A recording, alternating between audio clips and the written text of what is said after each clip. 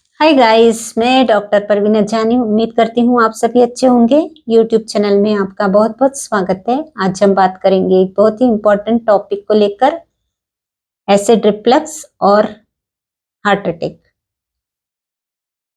Burning chest means छाती में जलन। छाती में जलन इसोफेगस में मीन्स अन्न नलिका में जलन के चलते छाती में जलन होती है। हार्ट बर्न मीन्स सीने में जलन। हार्ट बर्न के बहुत से कारण हो सकते हैं। बहुत से लोग बहुत अधिक प्रमाण में चाय कॉफी लेते हैं, स्पाइसी फूड खाते हैं, स्पाइसी फैटी फ्राइड फूड खाते हैं, बहुत ओवर ईटिंग करते हैं, बहुत ओवर वेट होते हैं मीन्स ओबेज होते हैं, जो लोग बिल्कुल भी एक्सरसाइज नहीं करते, जिनका जॉब होता है बहुत अधिक घंटों तक एक जगह बैठे रहकर काम करने का, ऐसे लोग, या फिर प्रेगनेंसी के दौरान यूटेरस का ग्रोथ होने के बाद में प्रेशर आने से सीने में जलन हो सकती है। तो ये बहुत से कारण होते हैं हार्ट बर्न के, जो कि सॉल्व हो सकते हैं। हार्ट बर्न एक्चुअली होता क्या है कि जब हम खाना खाते हैं उसमें कम ज्यादा प्रमाण में एसिड होता है। जब खाना यदि प्रेशर के कारण ऊपर आ रहा, पलट कर ऊपर अन्न नलिका में वापस आता है, तो उसमें एसिड रहने से वहां सीने में वो अन्न नलिका में जलन पैदा करता है और उसके कारण फिर सीने में जलन होती है।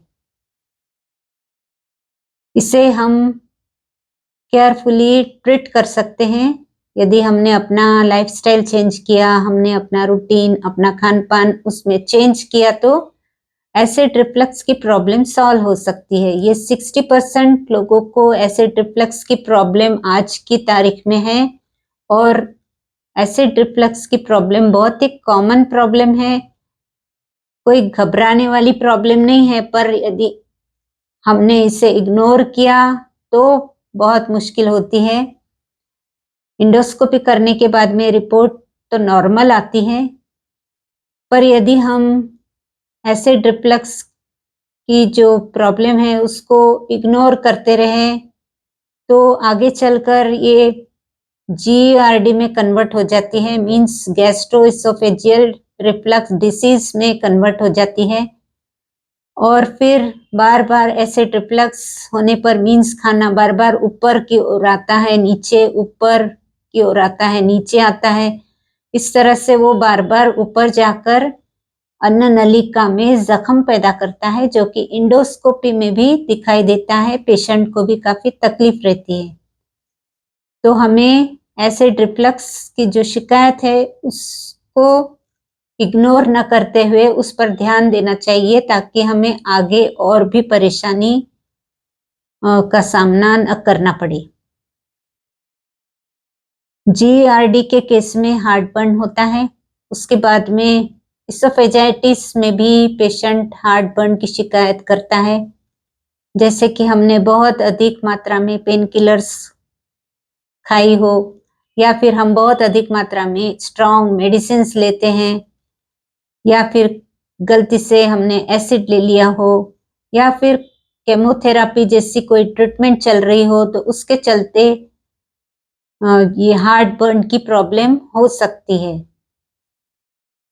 इसके अलावा पेप्टिक अल्सर में भी पेशेंट पेट की तकलीफ के साथ साथ में हार्ट बर्न की शिकायत करता है। एंजाइटी में भी हार्ट बर्न की शिकायत पेशेंट करते हैं। एंजाइटी में कोर्टिसोल जो हार्मोन होता है वो इंक्रीज हो जाता है। हमारा जो पल्स रेट होता है वो भी इंक्रीज हो जाता है। रेस्टलेसनेस भी लगता है। उसके चलते चेस्ट में थोड़ा हल्का हल्का सा पेन रहता है और उसके चलते सीने में जलन भी हो सकती है। तो एंजाइटी को भी हम मेडिटेशन से या फिर डीप ब्रीदिंग से हम उसको ठीक कर सकते हैं। अस्थमा के केस में भी पेशेंट हार्ट बर्न की शिकायत करता है। अस्थमा में वैसे तो वो लंग डिसीज होती है, लेकिन अस्थमा में जब अस्थमेटिक अटैक होता है तो श्वास नलिका जो होती है वो कॉन्ट्रैक्ट हो जाती है, सिकुड़ जाती है, जिससे कि पेशेंट को श्वास लेने में भी तकलीफ होती है और उसके साथ साथ में थोड़ा गैस्ट्रिक ट्रबल भी होता है और सीने में जलन भी होती है, चेस्ट पेन भी होने लगता है हल्का हल्का सा।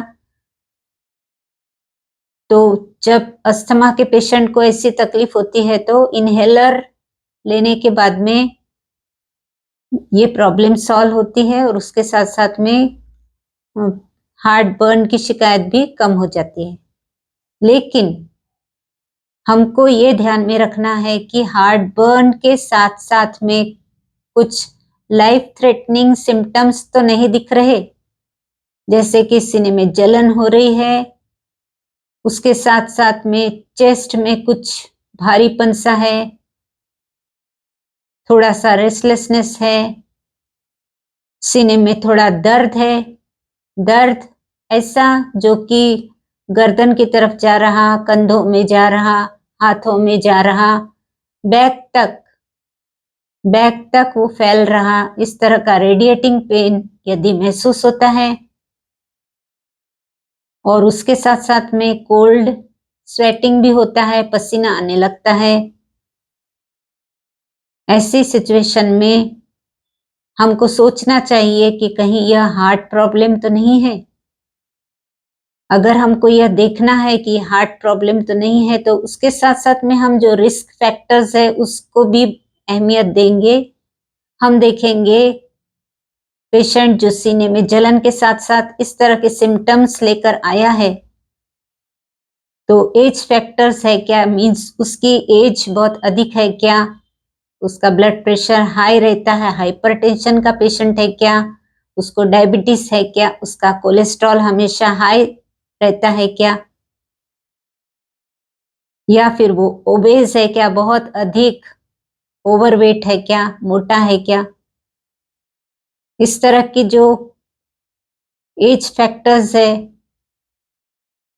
वो भी हम इग्नोर नहीं करेंगे, उसको भी देखेंगे और उसके साथ साथ में ये अगर सारे सिम्टम्स है तो हमको जल्द ही जल्द डॉक्टर से कंसल्ट करना है, उसका इलाज करना है। कहीं यह हार्ट प्रॉब्लम तो नहीं है। हम ये भी पेशेंट से पूछेंगे कि उनके फैमिली में हार्ट के कोई पेशेंट है, किसी को हार्ट अटैक आया है, इस तरह का फैमिली हिस्ट्री भी बहुत अधिक मायने रखती है। तो ये सब जानने के बाद में हम इस कंक्लूजन पर पहुंचते हैं कि ये सिंपली हार्ट बर्न नहीं है, ये हार्ट एसिड रिफ्लक्स नहीं, ये हार्ट प्रॉब्लम है, हार्ट अटैक के सिम्टम्स है या हार्ट अटैक आ गया है, इस तरह से हम डायग्नोस कर सकते हैं। तो ये बहुत ही जानना जरूरी है, इसलिए ये जानकारी मैंने आपको दी। उम्मीद करती हूँ ये जानकारी आपको अच्छी लगी होंगी। वीडियो को शेयर कीजिए, लाइक कीजिए, कमेंट कीजिए। चैनल पर नए हैं तो चैनल को भी सब्सक्राइब कर लीजिए।